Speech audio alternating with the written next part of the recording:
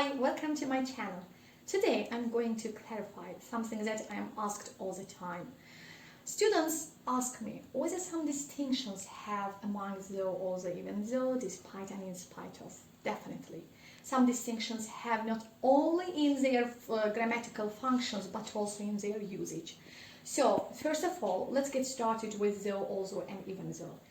As you know, we use them in order to express a surprising contrast between what happened in the main clause and in adverbial clause. So, by that I mean, we use after though, although, and even though clause. And in order to refresh your memory, what is clause? It is just any group of words that have subject and verb. And especially with the assistance of though, although, and even though, we make adverbial clause. And it is a dependent clause. It is a dependent clause that functions as an adverb. So, guys, though is a little bit different from although and even though. By that I mean, though is more informal. Most of the time, we use also in written language, informal speech, informal language. Okay, but when it comes to their usage, at the beginning of the sentence, we are able to use all of them at the beginning of sentence. Let me give an example. Just look at examples. Though I did not get the job, I had all the qualifications. Or instead of though, we are able to use although and also even though. Although or even though I did not get the job, I had all the qualifications. So, and also we are able to use all of them in the middle of sentence, but we have only one distinction. When we use them at the beginning of the sentence, we put comma in order to separate two different clauses, two different sentences, because as I mentioned before, it is my dependent clause and it is my main clause. But also, if I use though, although, and even though in the middle of the sentence, I put comma before these adverbial markers. I did not get the job though, although, or even though I had all the qualifications. Take into the consideration that though is used only, also can be used at the end of the sentence. I did not get the job, full stop, yeah, my idea has finished there.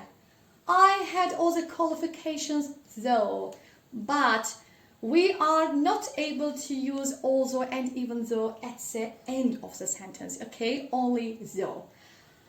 So, and another usage of though is that if you want to exaggerate, if you want to point, show the emphasis of adjective or adverb, we put adjective or adverb at the very beginning of our sentences, before though. In that case, our structure will be adjective or adverb plus though plus subject plus verb. Smart though she was, no one loved her. Hot though the weather was, I enjoyed. Or let me give another example. Expensive though it was, I bought it. As although, though, and even though, despite and in spite of are used in order to express comparison into different sentences, into actions. But despite and in spite of are quite different from what you expect from the next situation, from the next sentence. As I mentioned before, they are different because they are prepositions.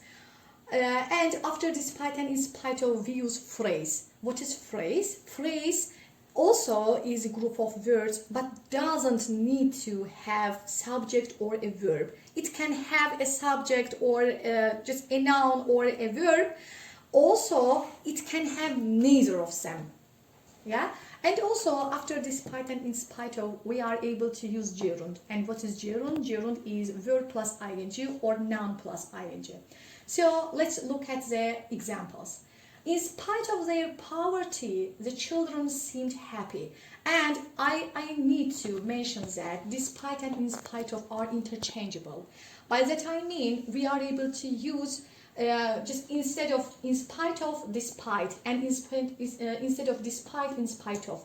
But you should be attentive, because most of the people, it seems to the students a little bit complicated, confusing, because most of the children used to use of after despite, and most of the time they use the article the between in and spite. No, it's not correct, it's incorrect. Just try to use despite and in spite of, that's all.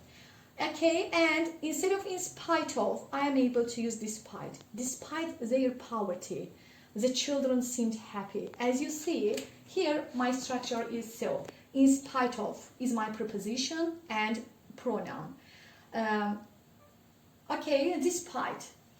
As I mentioned before, after despite, we are able to use gerund, yes, verb plus ing.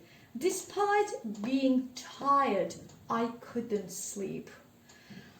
Again, instead of despite, I'm able to use in spite of being tired, but despite is much more colloquial, it's much more widespread than in spite of. Despite having, what is the difference between having and being?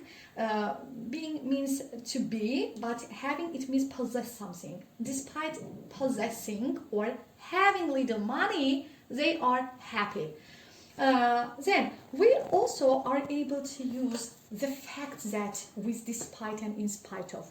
The fact that is also a phrase, and if the fact that is used after despite and in spite of, this phrase turns despite and in spite of into conjunction, and they don't become a preposition anymore, they become a conjunction.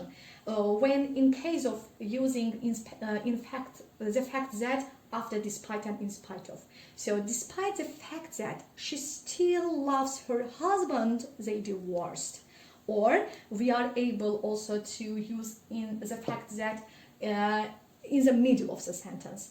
I did not get the job in spite of the fact that, or despite the fact that I had all the qualifications.